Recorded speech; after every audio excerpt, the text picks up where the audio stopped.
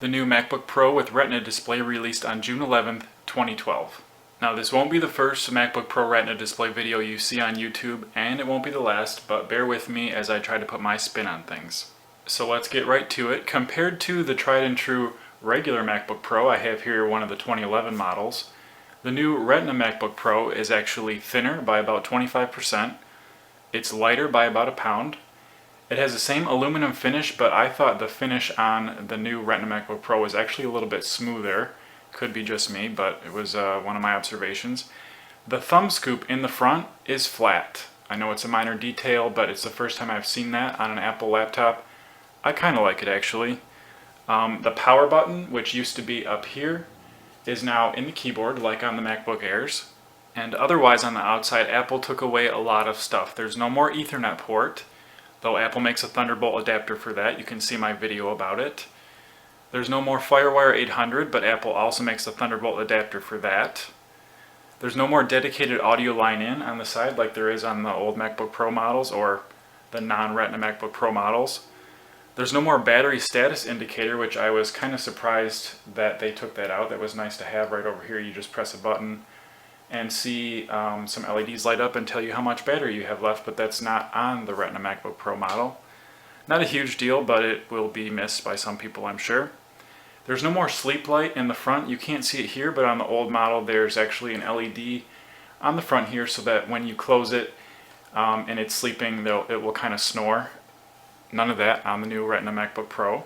There's no more Kensington lock slot. On the regular non-Retina MacBook Pros, there's a lock slot right next to the disk drive to protect your laptop from getting stolen in certain situations. I never used it. I assume a lot of people probably never did either, and they took it out on the new Retina MacBook Pros. And the last one, I thought this was kind of strange. Pretty much Apple laptop that I can remember for the last decade or more has said on the front what it is. Here you can see this is a MacBook Pro, and on the new Retina MacBook Pro there's no such labeling. But even though they took so much away, Apple did add a couple ports. There's an extra Thunderbolt port, bringing the count to 2 now. You'll probably need that for the adapters that you'll be buying.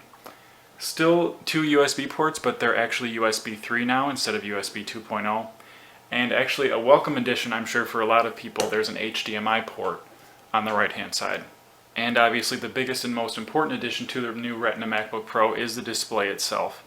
It's a great display, 4 times the resolution compared to the regular non-Retina MacBook Pro. The resolution on the new model is 2880 by 1800, which is double height and double width of the 1440 by 900 resolution for the regular non-Retina MacBook Pros. It's got IPS technology, which means it looks great from almost any angle. This is a feature that I'm personally very excited about. It's something that we've come to be used to in our iPhones and iPads, but it is a first for Apple laptops as far as I know. And the other difference is there's no front glass on the Retina display. And what does that mean for you?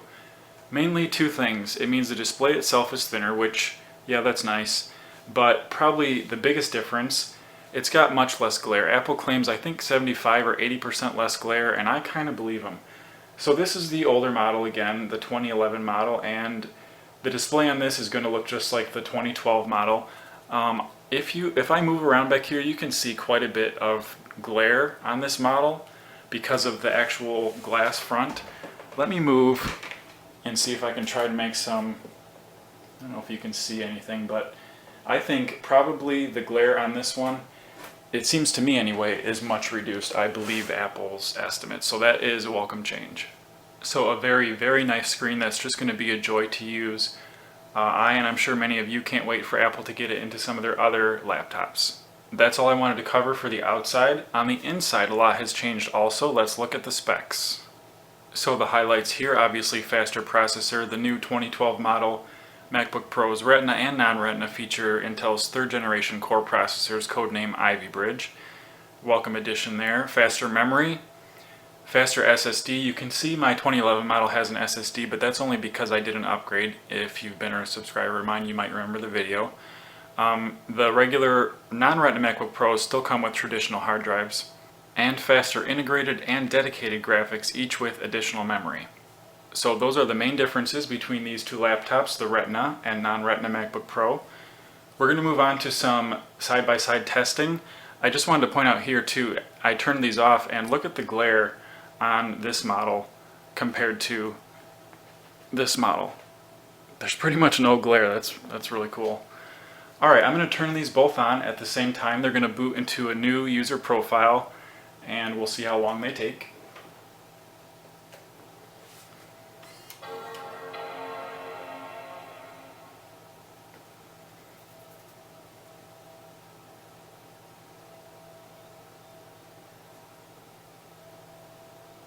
The new one is ready to go.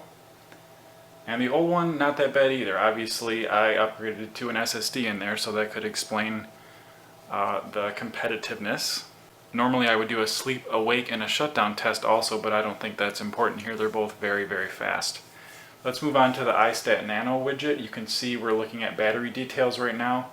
On my 2011 model, only 19 cycles. That's kind of sad. 97% health with 6729 milliamp hours, and it's 100% charged. Only one cycle on my new Retina MacBook Pro, health 100% with 8746 milliamp hours, also charged 100%.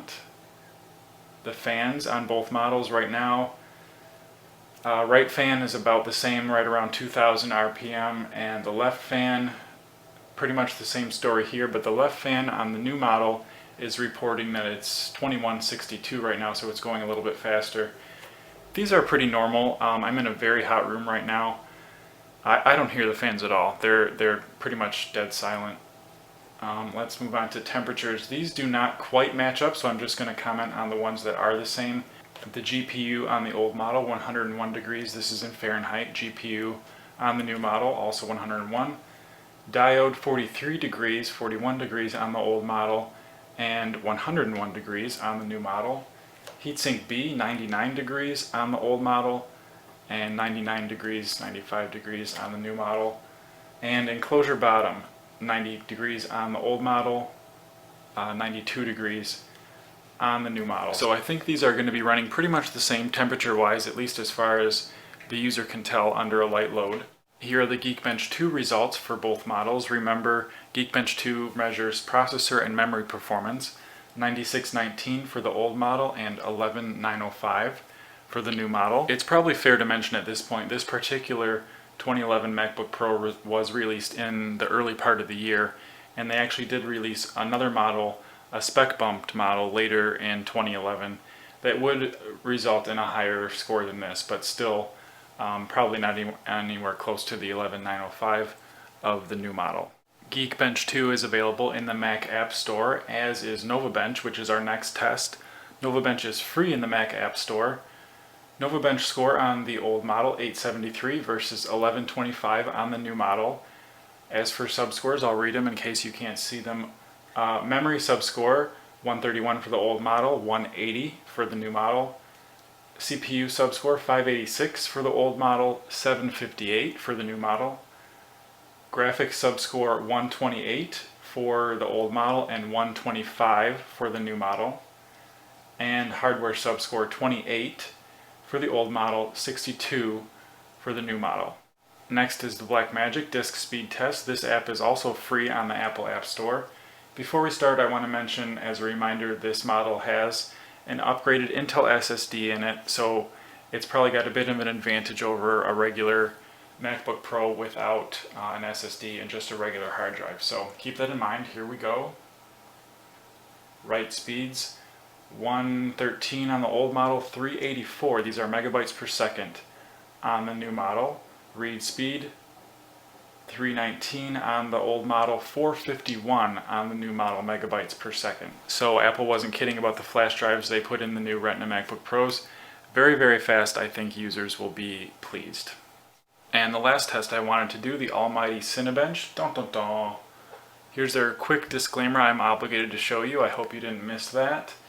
Let's do the first test, OpenGL. Now remember, the graphics on the new one are quite a bit better, but it's also pushing 4 times as many pixels. So just keep that in mind. We'll see what they come out as. And the results are in 21.09 frames per second for the old model versus 34.67 frames per second for the new model. A very respectable number, I think. Let's move on to the CPU test.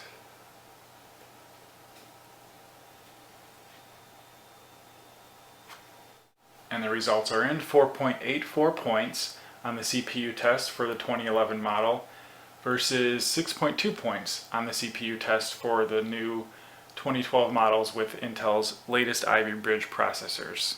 And that's all I wanted to cover in this first video for the new 2012 MacBook Pro with Retina display. I hopefully was able to distinguish myself from some other MacBook Pro Retina display videos that you might have already seen on YouTube. If you guys have any questions, comments, or general feedback, I'd love to hear about it.